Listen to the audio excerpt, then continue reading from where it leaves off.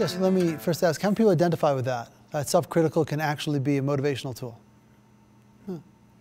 Yeah, it can be, but let's look at fine-tuning that a little bit. Can you be discerning enough to realize there's room for improvement while rooting yourself in the fact that you're a human being? And you deserve gentleness because it's a process of learning and growing, and you don't deserve to be harsh, but you might recognize that you can do better. Without having to contract with the aspect of our mind that is the ego, that is telling us you're not enough or you're too good. It won't work out. It never will. You know, like this is the mind. It's never satisfied with the moment. So the discerning quality, and we're playing with semantics here, but the discerning quality is very different than the judging quality, right? So can you then motivate yourself with that deeper awareness rooted in, I need to be gentle with myself. I'm doing my best. And yeah, I can do better. And you know what? Where I'm at is perfect. It makes sense. I'm learning. I'm growing. You know, I'm doing my best. For your kids to understand why they should be gentle with themselves and why it's okay to make mistakes and why, when there's room for improvement, they don't need to be harsh and critical and self-deprecating, right? It's because we are utterly perfect examples of being human beings.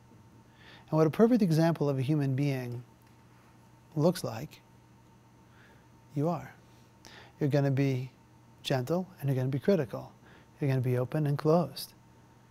You're going to be patient and compassionate, and you're going to be totally impatient and angry. You're going to be gentle, and you're going to be a monster. You're going to be sweet, you're going to be vindictive. You're going to be intelligent, you're going to be ignorant. All on the journey of learning that you're okay and you're enough. And you just bought into very confusing circumstances when you were younger, where it really, really, really seemed like you needed to be different than you were to be okay.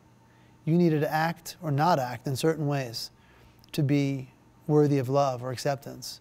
It's very confusing. So as we're evolving and growing on this journey, it's very easy to say, well, my flaws are an indication that something's wrong with me, or I need to be different than I am. You actually don't need to be different than you are ever. You may choose a different path, one that is more conscious. But that doesn't mean you're not utterly and entirely perfect. Yeah, you're perfect, and you got things to work on. Doesn't mean you don't have your flaws. But even then, you know, flaws have such a negative connotation. If we use the word perfect like we're talking about free of error, they pitched a perfect game, it's a perfect circle. Well, fine, but it doesn't apply to human beings. Because if we're going to use the word perfect, and truly, the word perfect, well, we throw around a lot. You know, we throw around a lot, having a sense of what that actually means. It's much more exquisite and beyond than a lot of us, our minds can even comprehend. And we're perfect, totally and utterly, absolutely, in every single way perfect. And your kids are. So we understand that we are perfect and whole. And yes, we're human. So we're going to have this and that and this and that. We're going to have these things to work on. Welcome to the human race. So let's be gentle with ourselves, because we will not escape being human. It's not going to happen. So your kid's working something out. Yeah. And the fact that you're judging them, great, you're working something out too. Yeah. Yeah. So it's just learning how to work with it. Your kids are the medicine you need. Your kids will show you your edge. And it's easy to get righteous and justify. Well, I have a right to feel that way because blah, blah, blah, blah, blah. I'm not saying you don't have a right to feel however you want to feel. You have a right to feel anyway. It's great. Feel it. But feel it. Don't blame them. Look at why you're feeling it. Be with that. Don't make it about them.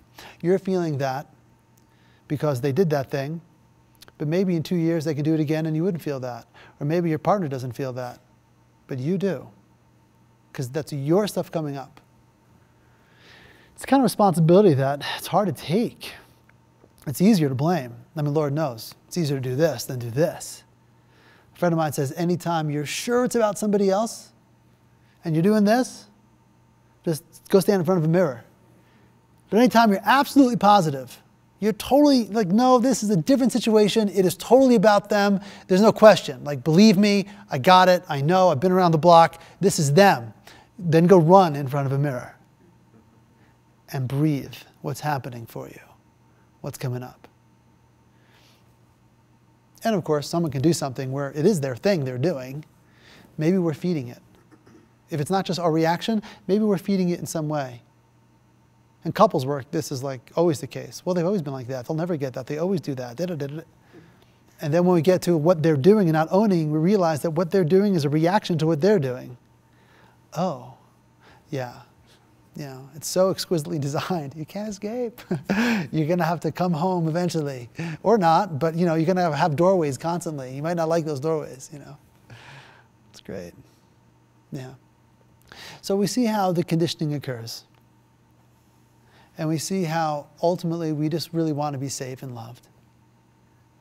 And we see that when your kids are reacting to anything, very often it's a sense of trying to regulate themselves in some way. And so what we want to do is we want to connect deeply with what's underneath that.